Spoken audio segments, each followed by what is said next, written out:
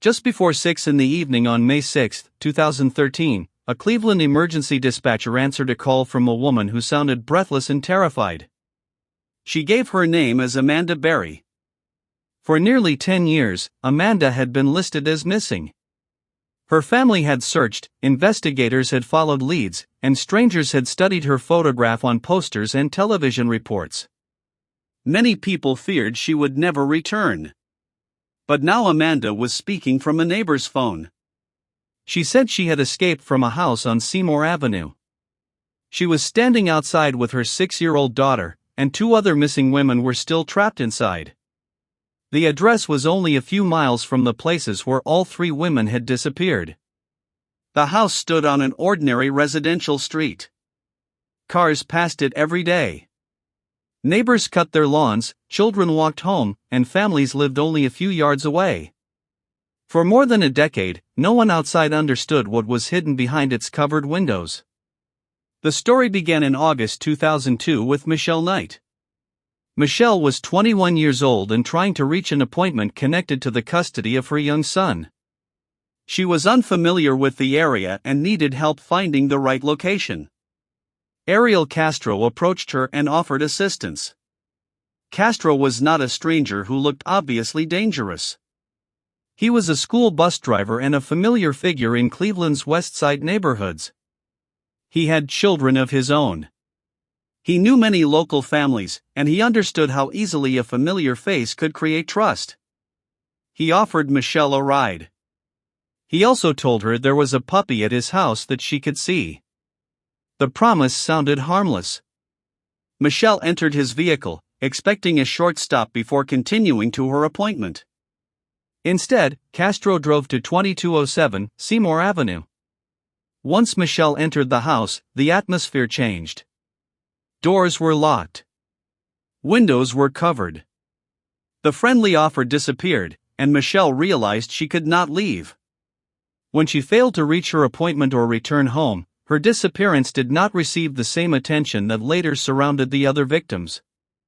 Because Michelle was an adult and had a complicated personal life, some people assumed she had left voluntarily.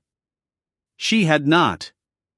Inside the house, she was isolated from the outside world and told that no one was looking for her. Castro controlled the doors, the keys, the food, and nearly every piece of information that reached her.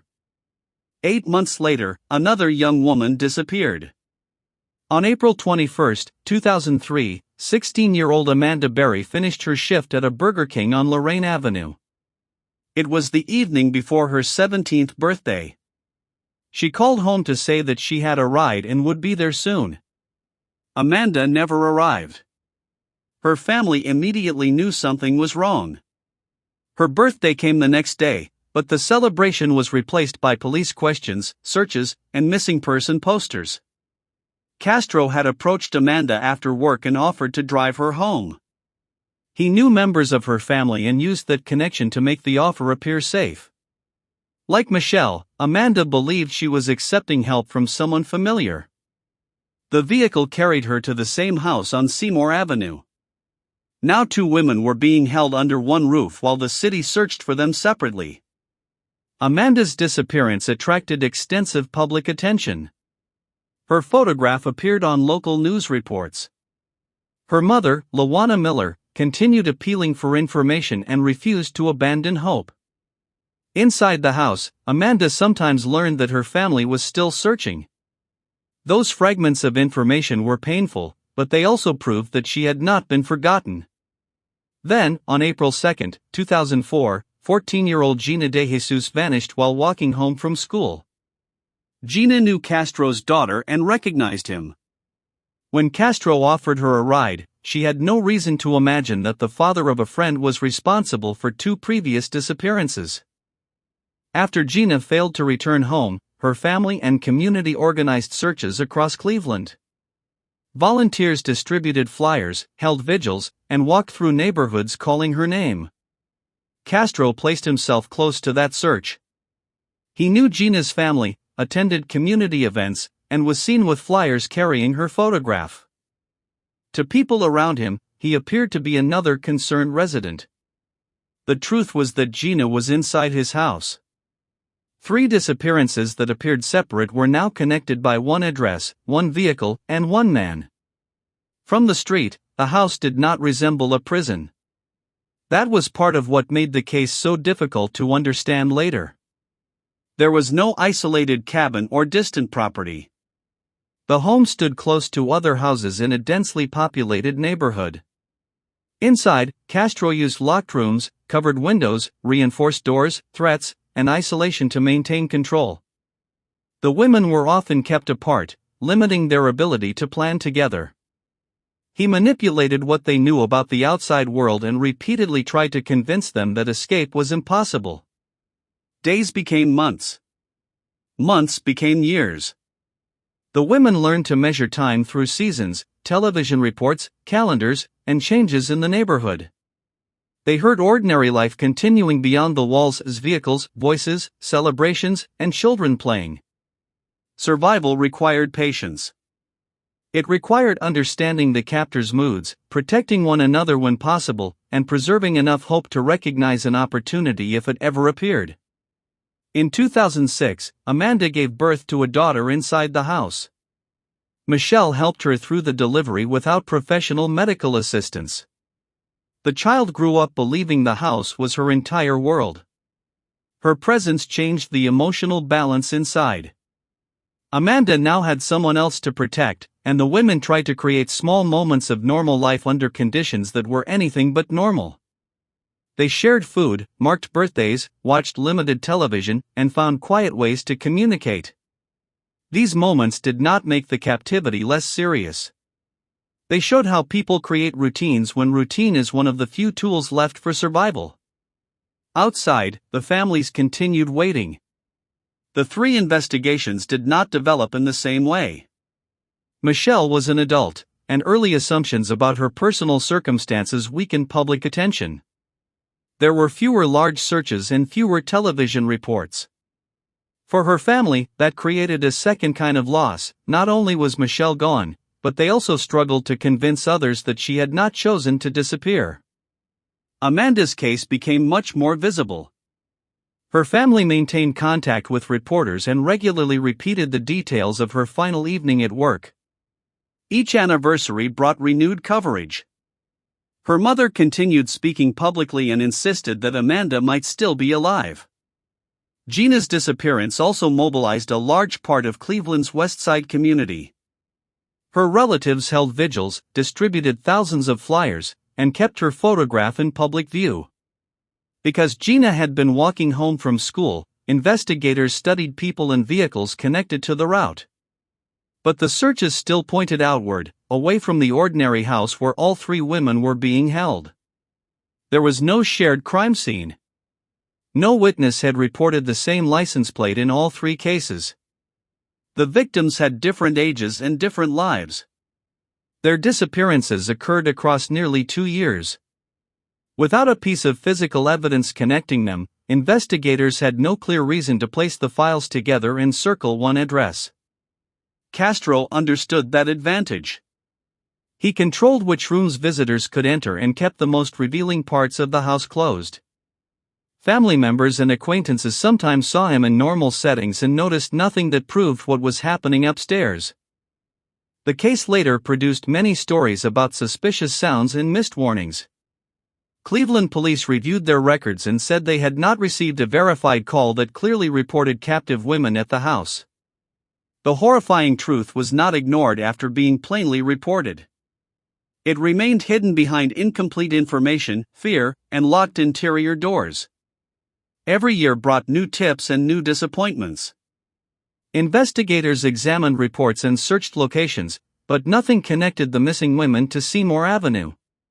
Police had previously visited Castro's home in connection with his work as a bus driver after a child was reportedly left unattended on a bus. Officers interviewed him, but they did not enter the house. Cleveland police later said there had been no verified calls reporting women in chains or clear evidence that would have revealed the captives. The distance between rescue and continued captivity sometimes came down to a closed door. The women could hear visitors downstairs on some occasions, but fear and physical barriers prevented them from calling attention to themselves. they knew that an unsuccessful attempt could bring severe consequences. For years, Castro's ordinary public life helped conceal what was happening. He drove through the neighborhood, spoke with relatives, played music, and completed everyday errands. Behind the covered windows, 3 women waited. By 2013, Michelle had been missing for almost 11 years, Amanda for 10, and Gina for 9. On May 6, Castro left the house. Something about the usual system of locked interior doors was different. Amanda heard his vehicle leave and began studying the silence. She approached the front of the house with her daughter. The main door allowed her to reach the storm door, but she still could not open it normally. For the first time, however, she was close enough to the street to make herself heard. Amanda began shouting and striking the door. Neighbors heard a woman calling for help from inside a house they had passed countless times. They ran to the porch. With their assistance, the lower part of the storm door was broken open. Amanda pushed through the opening with her daughter and stepped outside. After nearly 10 years, she was free. She borrowed a phone and called emergency services. The dispatcher initially struggled to process what she was hearing. Amanda repeated her name and explained that she had been kidnapped. She urged police to arrive before Castro returned. Officers were dispatched immediately and reached Seymour Avenue in less than 2 minutes. Amanda was standing outside when they arrived. Her identity and the presence of her daughter transformed an unbelievable call into an urgent rescue. Officers entered the house with their weapons and flashlights ready. They moved through the narrow rooms, calling out that they were police. From upstairs, another woman appeared. It was Gina DeJesus. Moments later, officers found Michelle Knight. 3 women whose families had spent years searching were alive in the same house. The rescue spread across Cleveland within minutes. Relatives received telephone calls they had imagined for years but had never expected to receive. Crowds gathered near the hospital and outside family homes. Signs appeared welcoming Amanda, Gina, and Michelle back. Castro was arrested later that evening. The investigation of the Seymour Avenue house revealed how carefully the interior had been controlled. Detectives documented covered windows, locks, reinforced doors, handwritten notes, and other evidence of prolonged captivity. Castro's brothers were initially detained while investigators determined whether anyone else had participated. They were released when police found no evidence connecting them to the kidnappings. The case against Ariel Castro grew to hundreds of criminal counts. Prosecutors prepared charges covering years of kidnapping, rape, assault, child endangerment, and aggravated murder connected to pregnancies that had been forcibly ended. To avoid a trial and a possible death sentence, Castro agreed to plead guilty to 937 counts. On August 1, 2013, a judge sentenced him to life in prison without the possibility of parole, followed by an additional 1,000 years. Michelle Knight spoke in court. She made clear that the years inside the house would not decide the rest of her life. The power Castro once held over the women was gone.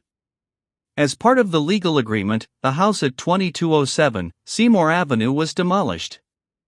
Heavy machinery tore through the rooms, locks, and covered windows that had hidden the crime for so long. Castro died in prison a little more than a month after sentencing. But the lasting meaning of the case does not belong to him. It belongs to Michelle Knight, Amanda Berry, and Gina DeJesus. Their experiences were different, and each woman chose her own way to rebuild. They wrote about survival, supported other missing person cases, worked with their communities, and created lives beyond the address that once confined them. Amanda's escape was not a sudden moment of luck alone.